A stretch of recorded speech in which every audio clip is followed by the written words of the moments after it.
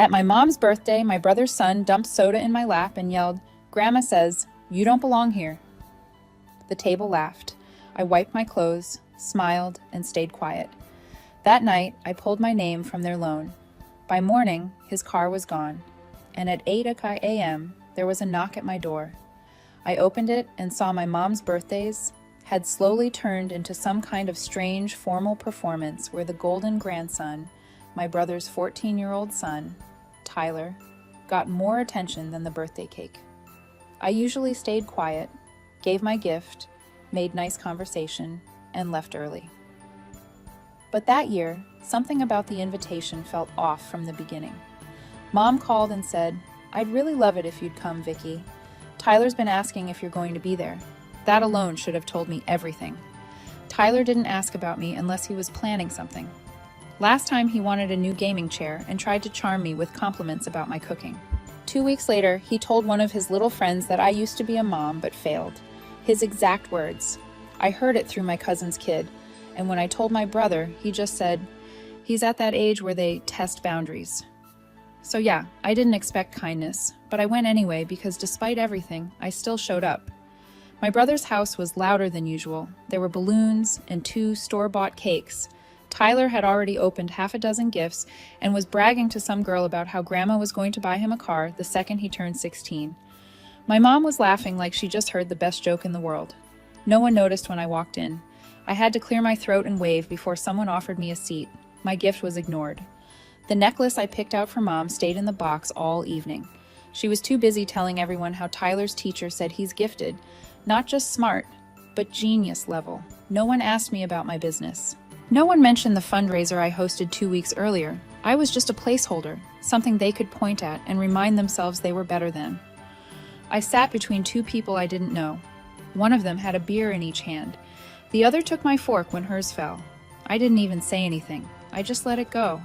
I've been letting it go for years. Then came the moment that changed everything. Tyler stood up. He had a full cup of soda, walked over to me like it was a casual thing, stared right into my face and said, "Grandma says, you don't belong here." And then he poured the soda in my lap. It was cold, too sweet. I sat there soaked in it, the sugar already starting to make my thighs sticky, and they laughed. The whole table. My mom turned to her friend and said something about how Tyler just says what's on his mind. My brother actually clapped. I wiped my lap with a paper napkin that made them laugh harder. I smiled quietly. No reaction, no fight. I just sat there like I didn't feel humiliated, but inside something started turning. It wasn't sadness, wasn't even anger, it was clarity. They didn't want me there. They never had. And now they made that clear enough for even me to stop pretending. I waited 5 more minutes, excused myself like nothing happened, got in my car, drove home, opened my laptop. My brother had been relying on a family business loan for over a year. He'd begged me to co-sign because Mom guilt-tripped him, and I was still in a haze of grief at the time. My name was on everything. I had power I'd never used until that night. I withdrew my name, froze the account. He wouldn't find out until the bank called in the morning. And when he did, the car parked in front of their house, the one they bought just 3 months earlier, was towed by 7:45 a.m. At 8 o'clock a.m., there was a knock at my door. I opened it and saw my brother Mike standing there with that same mix of fake concern and real panic I'd seen on him during every screw-up of his adult life. Except this time, there was no mom to cover for him, no dad to write the check, and no me to pretend it was all going to be fine. He looked wrecked. He didn't wait for an invite in. "You need to fix this." No good morning. No mention of the soda Tyler dumped in my lap. No hint of the fact that the entire table laughed at me like I was some sideshow. He shoved a stack of papers toward me. The loan's frozen. They said the cosigner pulled out. They said, "If I don't replace you, we're in breach." I leaned against the doorframe, didn't say a word. He kept going like reading a script. "The shop's not going to make rent next month. The credit cards are already overdrawn. I've got payroll to meet. We've got Mom's insurance coming up, and Tyler's football fees are due next week." So I said nothing. That's when his voice shifted. "You're doing this over a joke." That was the line. Not the soda, not the years of jabs about my daughter, not the graffiti, just that. I shut the door in his face. 5 minutes later, my phone lit up with texts. First him, then his wife, the mom, all trying a different angle. Guilt, confusion, mockery. Tyler sent a TikTok of someone fake crying. No words, just that. By that evening, I found the damage. I'd closed the store late and walked into the parking lot with my keys in one hand and a grocery bag in the other. And there was my car key deep down both sides, all the way to the metal. The rear view mirror kicked off. The back window, spiderweb, like someone had taken a bat to it. First, I just stood there, looked around the lot, completely empty. No witnesses, just silence and that weird sense of stillness. Like the air itself was waiting for my reaction. I didn't call Mike. I didn't call Mom. I didn't yell or cry or scream. I went back inside, turned on the store security feed, and rewound. There they were, Tyler and one of his idiot friends. Hoodies up laughing. One of them was filming the other. Tyler stepped up to my window, spray painted the words, "Fake Aunt," in sloppy red, posed like he was in a rap video, then kicked a flower pot off the steps for good measure. I didn't even blink. I called Uncle Ray.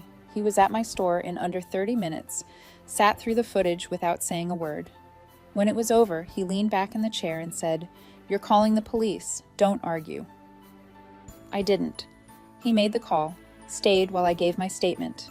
The officer was polite but firm, said this wasn't the first complaint about Tyler.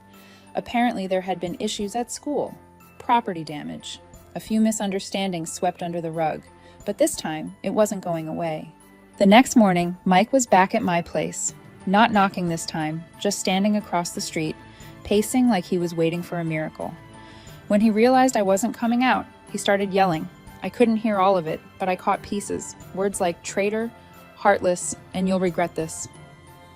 Then my mom called. She left a voicemail saying, "I don't know what got into you. You're letting money come between family over what? Some childish prank?" She still didn't get it. None of them did. It wasn't about the soda. It wasn't about the window. It wasn't even about the loan. It was the years of being treated like I was a guest in my own bloodline, of being tolerated, not loved. He's not appreciated. It was a slow build, a quiet erosion. They thought because I didn't explode, I wasn't paying attention. They thought I would break. Instead, I watched the cracks form in their foundation for once, and I wasn't done yet. The official charges came through a few days later. Vandalism, trespassing, and property damage. Since Tyler was a minor, the cops had to loop in my brother and his wife. The footage made it easy. Too easy. Honestly, there was no room for denial. No, maybe it wasn't him. I didn't celebrate. I didn't feel triumphant. I just opened the store like usual, swept up a few leaves outside, and got back to work. But the phone started ringing more. Customers told me my brother had been going around saying I faked the whole thing, that I edited the footage. One of my vendors even got a visit from my mom, who warned him I was unwell and probably headed for another breakdown. I didn't respond. Instead, I sat down and made a list of everything they were tied to, everything I'd once handed over with trust. First was the business loan already frozen. Next was the lease agreement, my brother's second location. I co-signed that, too. Then there were the accounts I set up to help his wife launch her Etsy boutique. The PayPal, the Stripe, the tax ID, all registered with my name. And that was my mistake. I gave too much, trusted too easily. I was taking it back. By the end of the week, I'd severed every financial tie, closed the accounts, pulled permissions, alerted tax services to remove my info from anything that had her name attached to it. They wouldn't be able to collect a penny without facing audits they weren't ready for. It was methodical, clinical, and the fallout was immediate. Their boutique store shut down within 48 hours. My brother's lease bounced, and the landlord put an eviction notice on the door. He tried to call me 17 times in one day. Left voicemails that went from pleading to threats to something that almost sounded like crying. Mom called again too. This time, her tone had changed. She told me I was tearing the family apart, that Dad wouldn't want this. Funny considering Dad was the only one who ever treated me like a partner instead of a backup plan.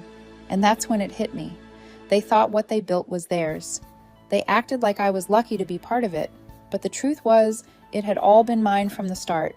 My effort, my name, my backing, my risk.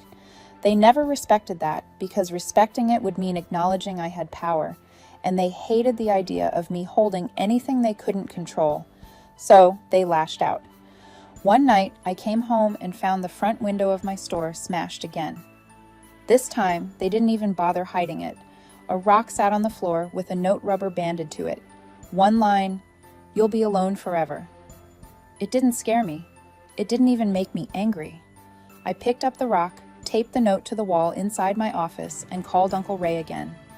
He came the next morning with a lawyer, said we were pressing full charges this time, and if the court asked for emotional damages, we'd go for that too. I didn't argue. I didn't hesitate because now this wasn't just about a birthday party or a soda stain or a broken window. This was about finally drawing a line in permanent ink. They weren't family anymore. They were just people with my last name. The court date was set. Tyler was being charged as a minor, but the civil suit wasn't just about him anymore. It was also about the damage to my store, my car, and now, because Uncle Ray wouldn't let anything slide, the harassment. We had the video, the note, witnesses, and a very good lawyer. I expected things to get quiet while they panicked behind the scenes, but that's not what happened. 2 mornings later, I got a voicemail from an unknown number. I almost deleted it, assuming it was more junk, but something made me listen. The voice was unfamiliar, young, and nervous. She said her name was Hannah. Then she said she used to work for Mike at his second shop, the one that had shut down a few days after I pulled my name from the lease. She said she didn't know what was going on at first, but when she heard about the lawsuit, something started bothering her. She'd overheard a conversation weeks earlier. Mike was talking to his wife about making her look unstable. She didn't know who he meant at the time. Now she did, and then she said it. He smashed the second window himself. I called her back immediately. She picked up after a few rings, voice shaking. Said she was done staying quiet. Said she had texts, receipts. She didn't want to be part of their mess, but she couldn't sit with it anymore either. I gave her the lawyer's info. She sent over everything. That same night, another woman reached out. Said she used to help Mike's wife with her online boutique. She'd seen fake invoices with my name on them sent to vendors written up like I was a co-partner. All wise, she said they use my name to secure supplier deals, get early shipments, and even for a refund scam once. Then a third woman messaged my store's Instagram account. Same story, more dirt. I sent it all to Uncle Ray. By the next morning, the case had evolved from a petty vandalism dispute into something far more serious: fraud, misrepresentation, identity misuse. Our lawyer filed amendments to the original claim within hours. They weren't ready for that. And I thought for a second that they'd back down, maybe apologize, maybe go quiet, but they didn't. They doubled down. Late that night, I heard a noise outside. I checked the camera feed from my phone. There they were, Mike, his wife, and my mom, standing in front of my store, not moving, just staring in through the glass like they were waiting for something. Then Mike took out his phone and started live streaming. I watched it in real time. He called me a parasite, said I was milking my daughter's death for attention, said I was trying to destroy the family legacy, said I was unstable and needed help. All while my mother stood silently behind him, her arms crossed, not saying a word, not stopping him. They didn't realize I was watching from the apartment upstairs. I didn't go down. I didn't yell or confront them. I just called the police and emailed the live stream to our lawyer. It was taken down within an hour, but not before someone screen recorded it and sent it to a local news blog that loved messy family drama. They ran the headline, "Family Feud Turns Legal. Live Stream Meltdown Adds Fuel to Fire." The next day, people started showing up to the store. Strangers, some regulars, a few asked if I was okay. A few just came to buy things and said, "Good for you." One woman left a note that said, "You handled this better than most would." And all I did was work quietly. While the fire spread behind me, Mike and his wife were hit with a court summons 2 days later. Fraud, defamation, damages, the whole thing. Their lawyer tried to negotiate, said they'd be willing to resolve it privately if I just dropped the public claims. I didn't even respond. I let my lawyer handle it because what they never understood was that this wasn't revenge. This wasn't payback. This was survival, and they were the ones who lit the match. Court was set for a Thursday morning, and I barely slept the night before. Not because I was nervous, but because I wanted it over. I wanted it settled. I wanted to walk in with the truth and leave with my life fully severed from theirs. I got there early. Uncle Ray was already waiting out front, sipping coffee like we were just heading to a hardware store. "Come focused." He didn't say much, just handed me a copy of the paperwork the lawyer had filed the night before, the final amendment with all the exhibits attached, 7 in total. When Mike walked in, he looked rough, tie crooked, red under his eyes. His wife was behind him, whispering something and checking her phone like she was trying to distract herself. They sat 2 rows ahead of us. Neither of them looked back. My mom wasn't there. I later found out she told the neighbors she was too heartbroken to attend, but someone forwarded me a photo of her that same morning sitting on a patio at her favorite brunch spot, laughing with one of her church friends. But the judge was professional and efficient. Our lawyer laid everything out. The video footage of Tyler, the live stream Mike posted, the signed invoices his wife had created with my name on them. And then came the witness statements. 3 former employees, 2 vendors, and Hannah, the girl who had the receipts of Mike planning the second act of vandalism himself. I watched Mike shrink further into his seat with each exhibit. And then our lawyer asked for restitution, not just repair costs, but emotional damages, business interference, legal fees, the whole list. Their lawyer tried to argue it was excessive, that this was a private family dispute that had gotten out of hand, but the judge didn't bite. She looked at the live stream transcript, flipped through the screenshots, and said something I'll never forget. "If this is how your family handles things privately, then I'm grateful it became public." We won every single claim. Mike and his wife were ordered to pay over $28,000 in damages. Tyler was sentenced to community service, mandatory counseling, and a formal apology, which he delivered later via email, clearly written by someone else. I didn't respond, but what happened after court was almost worse. A week later, I came home late to find the flower bed outside my apartment destroyed. My mailbox was bent in half, and someone had dumped old food all over the front door. No note, no signature, just mess. I didn't even blink. I cleaned it up, installed another camera, filed another report. The police took it seriously this time because now there was a record. A few days after that, the same cousin who'd quietly kept in touch texted me. He said he'd been at a family gathering, a small one, mostly older relatives, and someone brought me up. My mom said I turned into a cold, bitter woman, that I was using grief to get ahead. Mike, he said he wasn't done fighting. I didn't respond to the text. I just screenshotted it, filed it away, but that was when I realized something that made me feel calm in a way I hadn't in years. They were unraveling. The more I built, the more they broke down. The store doing better than ever. I'd launched a new line of locally sourced products, partnered with a regional supplier. Sales had doubled in a month. We were expanding. My staff had grown. I was busier than I'd ever been. But it didn't feel heavy. It felt earned, and I made sure the right people heard about it. Not everyone, just the cousins who were still decent. The ones who still called on birthdays, the ones who showed up at the funeral without needing to be begged. I told them about the expansion, the press coverage, the business award I was being nominated for. Casually, almost as an afterthought, and they told the others. I never said anything cruel, never gloated, just facts, progress, happiness. And I knew it was eating them alive because for years they told me I needed them, that without their approval, their attention, their family name, I'd be alone. But now they were the ones shut out. And the worst part for them, I was doing just fine. A few months passed. The store was thriving, and I no longer checked over my shoulder.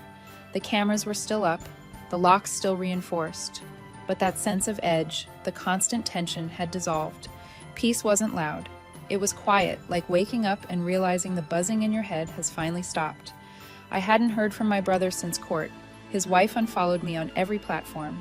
Tyler vanished from the internet, or maybe they just made his accounts private. Either way, their silence felt more strategic than remorseful. My mom never called again, not once, but I still heard things, always through other people. An older cousin told me Mike had tried to start another business, but no one would back him. Word had spread quietly, but wide enough. Suppliers didn't trust him. Landlords wanted co-signers.